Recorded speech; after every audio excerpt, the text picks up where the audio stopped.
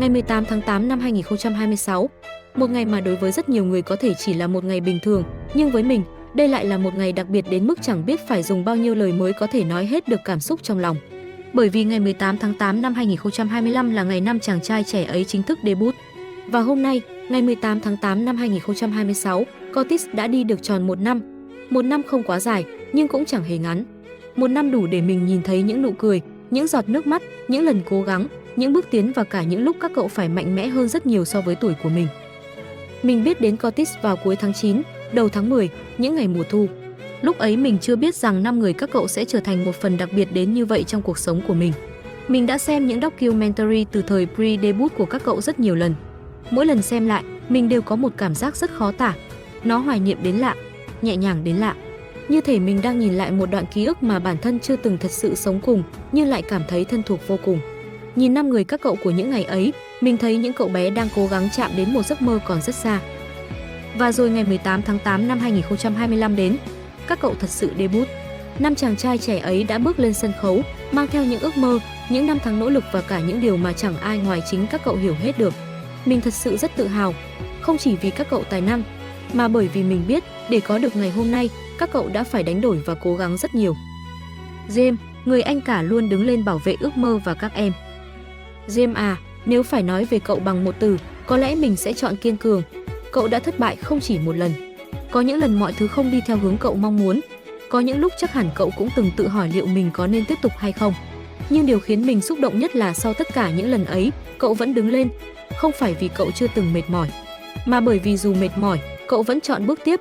Và có lẽ chính điều đó đã khiến cậu trở thành một James mà mình yêu quý đến vậy. Cậu không chỉ mang trên vai ước mơ của riêng mình, cậu còn mang trách nhiệm của một người anh cả.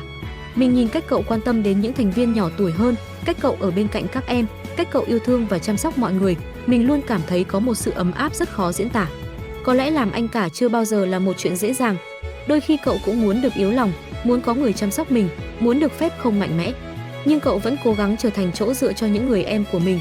James, mình mong cậu đừng quên rằng anh cả cũng có quyền mệt, có quyền khóc và có quyền được dựa vào ai đó. Cậu đã làm rất tốt rồi, thật sự rất tốt. Và nếu một ngày cậu cảm thấy những thất bại ngày trước khiến mình không đủ giỏi, hãy nhìn lại ngày hôm nay. Cậu đã đứng ở đây, cùng Cortis, cùng 4 người em mà cậu yêu thương. Và cậu đã đi xa hơn rất nhiều so với nơi mình từng bắt đầu. Joohoon, người đã chọn lại con đường của mình. Joohoon à, có lẽ quyết định rẽ sang con đường âm nhạc chưa bao giờ là một quyết định dễ dàng đối với cậu. Cậu đã từng có một con đường khác, một cuộc sống khác, một lựa chọn có lẽ an toàn hơn. Nhưng rồi cậu đã suy nghĩ rất nhiều và cuối cùng vẫn chọn âm nhạc. Cậu gác lại chuyện học hành, bước sang một con đường hoàn toàn mới, một con đường mà gần như cậu phải bắt đầu lại từ con số 0. Mình nghĩ điều đáng quý nhất không phải là việc cậu chưa từng sợ, mà là dù sợ, cậu vẫn chọn bước đi. Từ con số 0, cậu từng chút một chứng minh rằng quyết định ấy không phải là một sự bốc đồng. Cậu đã nỗ lực, cậu đã học hỏi, cậu đã đóng góp cho Cortis bằng tất cả những gì mình có.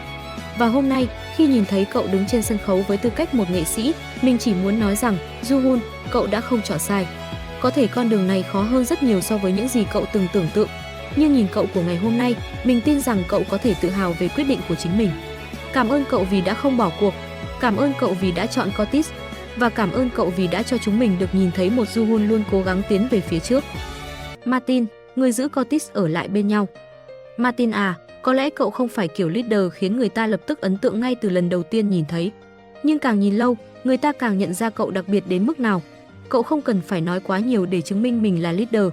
Cậu lắng nghe nhiều hơn là nói. Cậu quan sát nhiều hơn là hành động. Cậu nhìn những điều mà đôi khi người khác không để ý. Và có lẽ chính vì vậy mà cậu trở thành người giữ mọi thứ ở lại với nhau. Mình luôn có cảm giác rằng Martin giống như một sợi dây vô hình.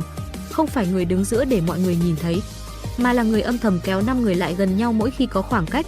Một leader không nhất thiết phải là người lớn tiếng nhất, không nhất thiết phải là người luôn đưa ra quyết định đầu tiên.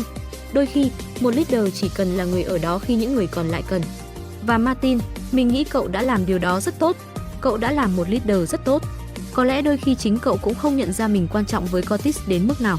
Nhưng mình tin rằng nếu thiếu một người luôn biết lắng nghe, biết quan sát và biết giữ mọi người lại như cậu, Cortis sẽ không thể trở thành Cortis của ngày hôm nay. Cảm ơn cậu vì đã âm thầm yêu thương 4 người còn lại. Và cảm ơn cậu vì đã trở thành một leader theo cách rất riêng của mình. Seong Hyun, cậu bé đã lớn lên cùng một giấc mơ. Seong Hyun à, trong 5 người, có lẽ cậu là người khiến mình thương nhiều hơn cả. Không phải vì cậu yếu đuối, mà bởi vì mình biết cậu đã phải trưởng thành quá sớm. Cậu còn rất nhỏ. Bằng tuổi cậu, có lẽ mình vẫn chỉ nghĩ đến những chuyện rất đơn giản. Đi học, chơi với bạn, về nhà, được bố mẹ chăm sóc, vô tư và chẳng phải nghĩ quá nhiều về tương lai. Nhưng cậu thì khác. 11 tuổi, cậu đã xa gia đình và bạn bè để theo đuổi giấc mơ của mình. Mình thật sự không biết phải gọi đó là dũng cảm hay đau lòng. Một đứa trẻ 11 tuổi đã phải rời khỏi những điều thân thuộc nhất để bước vào một hành trình mà chẳng ai có thể đảm bảo rằng cuối cùng cậu sẽ thành công. Cậu đã mang trên vai rất nhiều thứ khi mà đáng lẽ cậu vẫn nên được vô tư. Và hôm nay, nhìn lại cậu, mình vừa thương vừa tự hào.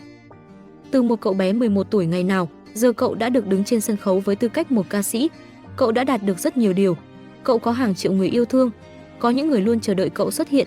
Có những người vì cậu mà cười, vì cậu mà tự hào, vì cậu mà cố gắng vượt qua những ngày khó khăn. Seong Hyun, cậu đã đi xa thật rồi. Nhưng mình mong cậu đừng bao giờ quên cậu bé 11 tuổi ngày ấy. Đừng quên em ấy đã từng dũng cảm đến thế nào. Và nếu có lúc nào cậu cảm thấy mệt, hãy nhớ rằng cậu không cần phải lớn thật nhanh nữa. Cậu vẫn có thể là một đứa trẻ, vẫn có thể vui chơi, vẫn có thể làm những điều khiến mình hạnh phúc, vì cậu đã cố gắng quá nhiều rồi. Keon Ho, một câu chuyện dài chưa bao giờ dễ dàng. Và cuối cùng là Keon Ho, cậu là người nhỏ nhất, nhưng đôi khi mình lại cảm thấy trái tim cậu lớn hơn rất nhiều so với tuổi của mình. Cậu rất tinh tế, luôn để ý đến mọi người xung quanh, luôn đối xử tốt với những người bên cạnh. Và câu chuyện của cậu đối với mình giống như một câu chuyện rất dài. Cậu từng yêu bơi lội, một điều từng là một phần trong cuộc sống của cậu. Nhưng rồi cậu đã từ bỏ nó để bước sang một hướng hoàn toàn mới. Một con đường mà có lẽ chính cậu cũng không biết cuối cùng sẽ đưa mình đến đâu. Có một câu mình luôn nghĩ đến khi nhắc về cậu, từ bỏ đuôi cá để lấy giọng hát, từ bỏ sở thích để theo đuổi ước mơ. Nhưng làm gì có thể dễ dàng từ bỏ giấc mơ đã nuôi cậu lớn lên. Mình nghĩ điều đau nhất không phải là từ bỏ một sở thích, mà là phải nói lời tạm biệt với một phần tuổi thơ của chính mình. Nhưng cậu vẫn bước tiếp. Cậu chọn Curtis, cậu chọn âm nhạc, và cậu đã chứng minh rằng mình có thể làm được. Có những lúc cậu bị chấn thương, nhưng mình biết cậu đã từng âm thầm chịu đựng rất nhiều. Những người hâm mộ nhìn thấy đều lo lắng. Có những lúc nhìn thấy cậu gầy đi, chúng mình thật sự rất xót. Không phải vì ngoại hình, mà vì chúng mình sợ cậu đang phải chịu đựng quá nhiều. Keon Ho à, cậu không cần lúc nào cũng phải tỏ ra mạnh mẽ. Nếu mệt thì hãy nghỉ, nếu đau thì hãy nói. Nếu có một ngày cậu không thể bước tiếp, thì cũng không sao cả. Bởi vì những người yêu thương cậu sẽ không biến mất chỉ vì cậu dừng lại một chút. Cậu đã đi xa rồi, xa hơn rất nhiều so với cậu bé từng yêu bơi lội ngày trước. Và mình mong rằng một ngày nào đó, khi nhìn lại tất cả, cậu sẽ không tiếc nuối những gì mình đã bỏ lại. Bởi vì cậu đã dùng những điều ấy để đổi lấy một giấc mơ. Và hôm nay, giấc mơ ấy đang đứng trên sân khấu. Curtis, cảm ơn vì đã xuất hiện. 1 năm rồi. Từ ngày 18 tháng 8 năm 2025 đến ngày 18 tháng 8 năm 2026. 1 năm của 5 người. 1 năm của những giấc mơ. 1 năm của những lần cố gắng. 1 năm của những điều mà có lẽ chúng mình sẽ chẳng bao giờ hiểu hết. Mình biết ngoài kia có thể có những người không thích các cậu. Có thể có những lời nói khiến các cậu buồn. Có thể có những lúc các cậu tự hỏi liệu mình có đang làm tốt hay không. Nhưng xin các cậu đừng quá lo. Bởi vì luôn có Co đứng ở đây cùng các cậu. Luôn có những người yêu thương các cậu. Luôn có những người nhìn thấy sự cố gắng của các cậu. Và luôn có những người sẵn sàng ở lại, không phải chỉ khi mọi thứ đều đẹp đẽ, mà cả trong những ngày khó khăn nhất. Mình không dám hứa rằng mọi thứ sau này sẽ luôn thuận lợi. Mình cũng không biết tương lai sẽ đưa Curtis đến đâu. Nhưng mình mong rằng dù có đi bao xa, 5 người các cậu vẫn sẽ nắm tay nhau thật chặt. Đừng quên những ngày đầu tiên. Đừng quên những ngày pre-debut. Đừng quên sân khấu debut ngày 18 tháng 8 năm 2025. Đừng quên những người đã ở bên cạnh các cậu từ khi mọi thứ còn rất nhỏ. Và cũng đừng quên chính mình của ngày hôm nay. Nếu một ngày các cậu cảm thấy mệt mỏi, hãy nghỉ một chút. Nếu một ngày các cậu thấy mình đi quá chậm, cũng chẳng sao. Nếu một ngày giấc mơ ấy trở nên quá nặng nề, hãy nhớ rằng các cậu không hề phải mang nó một mình. Bởi vì nếu cuối cùng là hạnh phúc, thì muộn một chút cũng không sao. Chậm một chút cũng không sao. Khó khăn một chút cũng không sao. Miễn là cuối cùng, 5 người các cậu vẫn có thể đứng cạnh nhau, mỉm cười và nói rằng chúng mình đã làm được. Curtis, cảm ơn vì đã đến vào một mùa thu rất bình thường của mình. Cảm ơn vì đã chữa lành mình bằng những điều mà có thể các cậu chẳng bao giờ biết. Cảm ơn vì đã cho mình một lý do để mỉm cười vào những ngày không vui. Và cảm ơn vì đã trở thành một phần trong tuổi trẻ của mình. Mình không biết mình sẽ yêu các cậu được bao lâu. 1 năm, 5 năm hay 10 năm. Mình không biết. Nhưng mình biết rằng ngày hôm nay, mình vẫn yêu các cậu bằng tất cả sự chân thành mà mình có. Và nếu sau này mình có lớn lên, có thay đổi, có bước sang những chặng đường khác của cuộc đời, mình vẫn mong khi nghe lại cái tên Curtis, trái tim mình sẽ luôn nhớ đến 5 người của mùa hè năm 2025. 5 người đã bắt đầu từ những con số rất nhỏ. 5 người đã cùng nhau đi qua một năm đầu tiên. 5 người đã vô tình trở thành một phần tuổi trẻ của mình. Curtis à, nếu một ngày nào đó các cậu quên mất mình đã từng được yêu thương nhiều đến thế nào, thì hãy nhớ rằng đã từng có chúng mình những người chẳng thể bước cùng các cậu trên sân khấu, nhưng vẫn âm thầm đi phía sau, dõi theo từng bước chân các cậu, và dù con đường phía trước có dài đến đâu, chỉ cần cuối con đường ấy là hạnh phúc, thì chúng mình vẫn nguyện chờ các cậu thêm một chút nữa. Chúc mừng một năm của Curtis. Mong rằng đây không phải là một năm đẹp nhất của các cậu, mà chỉ là năm đầu tiên trong rất nhiều năm đẹp đẽ hơn nữa. Thương 5 người.